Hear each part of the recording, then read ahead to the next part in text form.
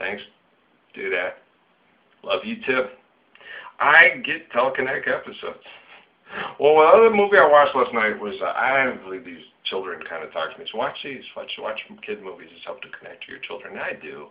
And I watch it. I'm like, I'm always kind of a jerk. I'm not supposed to judge or whatever stuff. And then I do. And then it's like, no, it was really a good movie. It's Hunchback of Notre Dame too. I told you about it, stuff like that too. They're like, yeah, if I ever hook up with a woman, she could prove her love to me. Yeah, we could go to Paris in front of Notre Dame. We could go to that festival, and she could proclaim and yell her love out to me as loud as possible.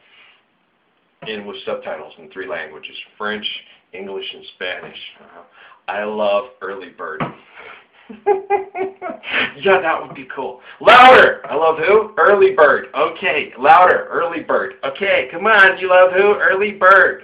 Early Bird. I wasn't, man. That's like an oxymoron when it comes to me. I came 2 weeks late, man. You want to call me late bird?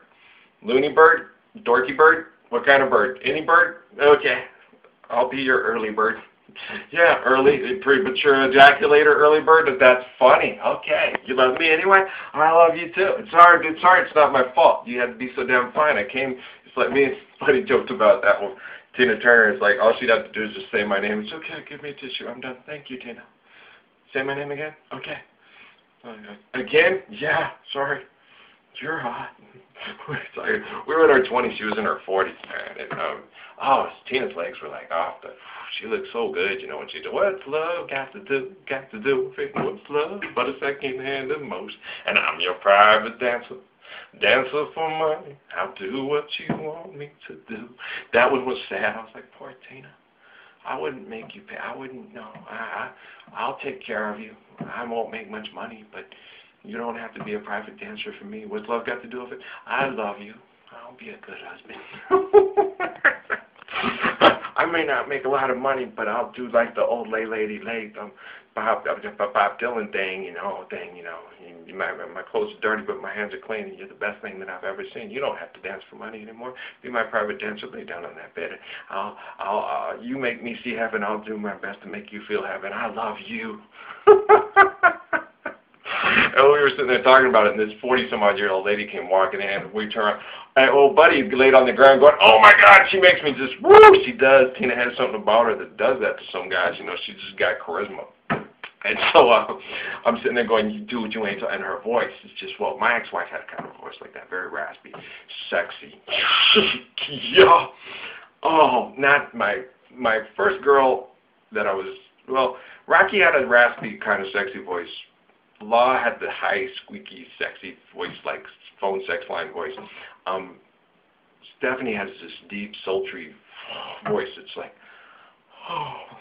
And Amy has this squeaky, blonde, sex kitten, Marilyn Monroe kind of voice.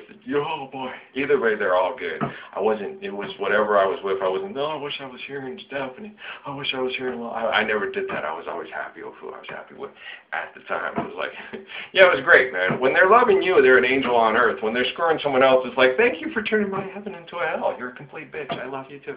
Never want to think about having sex with you again. And when I do, I'm like, no. And then I would always do, it's like that whole thing on Frasier when Lois slept with Niles. She's trying to make up with Frasier, and Frasier's all, no, every time I look at your face, I'm going to see the back of my brother's head. That's a nice, wonderful bucket of ice water. You know, so I'm like, yeah, no, I'm good. It's all right, man. See the back of all those guys' heads. It's cool. I'll see you later. Have fun.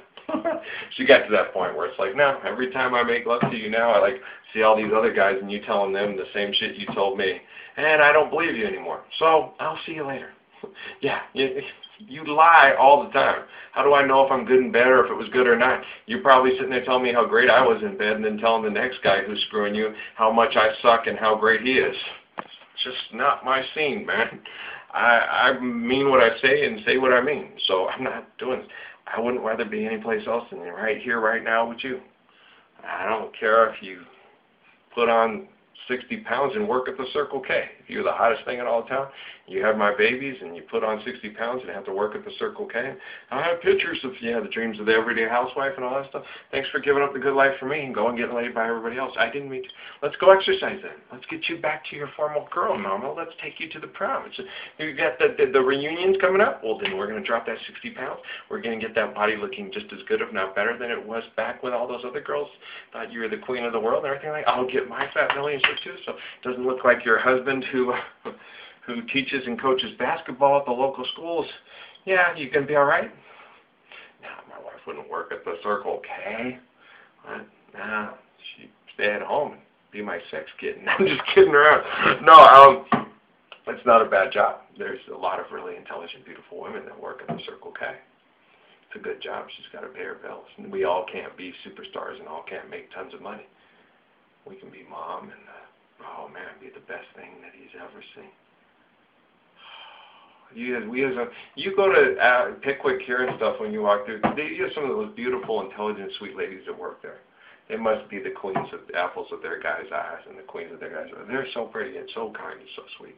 They are, man. My town has just got the most beautiful women. I was right to have crushes on all the girls, just about. And it doesn't matter, and I've learned to understand and see women differently, you know. Like I said, yeah, I don't know, like I told Doc, no, one of the most gorgeous women in the world comes up and goes, I want to be with you. I'm not going to sit there and go, oh, no, you're too perfectly rancid. I can't have sex with you. Oh, my God. You're just not, you know, you're too attractive. You're just not hideous enough for me. I don't see women as hideous. I see them as beautiful. But I'm just going to sit there, no, she's not quite ugly enough. Take her back. I see ugly as a choice, and I see beautiful as a choice. But if she's very physically attracted, she's into me, and she can choose not to be ugly. I'm not going to say, take her back. She's not turning me on. That's stupid. Okay. But I don't understand why these are going this way. Not that I care. It's just, I guess it's just more personal torture to put myself through. But I love you guys, man, all right? We'll do one more. We'll go down the library and load these up. Hope some of you sorry little punks will show up and start changing the world. It's common sense. I love you too. Blessings and peace.